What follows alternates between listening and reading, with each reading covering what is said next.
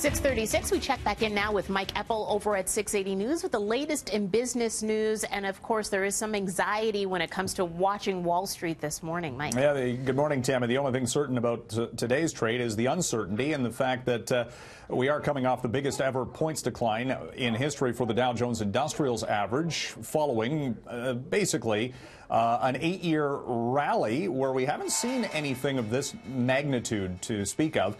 And that had a lot of the players on Wall Street, specifically people who have been in this market many years, going, when are we actually going to see a correction? Well, we might see one effective today, because the Dow Jones, after yesterday's drop of 4.6%, is now down 8.5% from its peak north of 26,000 just over a week ago. If it drops to a 10% decline from its record, that would be an official correction, and that is, as again, the veterans of the market would tell you, absolutely normal. Markets do not go up in a straight line, and they had been, keep in mind, for 2017, the Dow and the S&P, Wall Street in general, had been up 30% over 1 year's time and hit more records in January. Now we're seeing a pullback. Today we are expecting more selling pressure. At least that's what the stock indicators are telling us, that these things just do not all of a sudden magically settle down. And yesterday the big question is, who was doing the selling? Wall Street Journal calls it a panic sell-off, and indeed it was.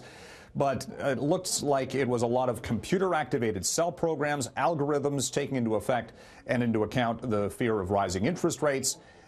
And at the same time, the global economy is growing.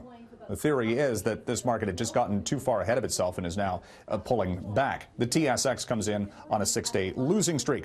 Cryptocurrencies are collapsing as well this morning. Bitcoin is now down to $6,200 US. It's down 12% today. It is $13,000 below its peak that was reached mid-December. And people who watch this specific new sector or segment of the global currency market says at around $6,000, some of the new players who are sort of mining for cryptocurrencies, they're not making any money on this. So again, this is another shakeout in what has been, what some speculate to be, a bubble.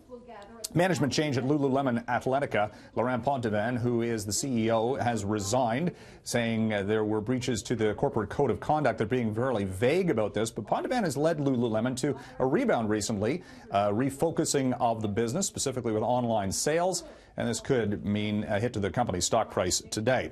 We also got earnings today from General Motors and Disney and WestJet, so we could have a refocusing on corporate and earnings fundamentals that might help settle things down just a little bit on the markets. We'll send it back to the studio.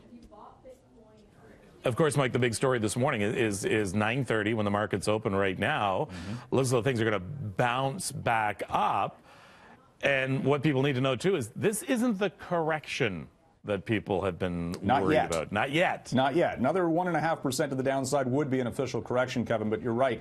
And what we've seen since just overnight, the Dow futures at one point was down 800 points, then it was back up 200, and now it's down 100. Jeez. So we'll get a clearer direction before the 9:30 start, certainly. But again, after an 1,100-point drop, some people say it's a buying opportunity. Others say, yeah, not yet. We'll wait for some more bargains, potentially. All right. I got all my stocks in lottery, so that's all right. All right. Thank you, sir. You're welcome.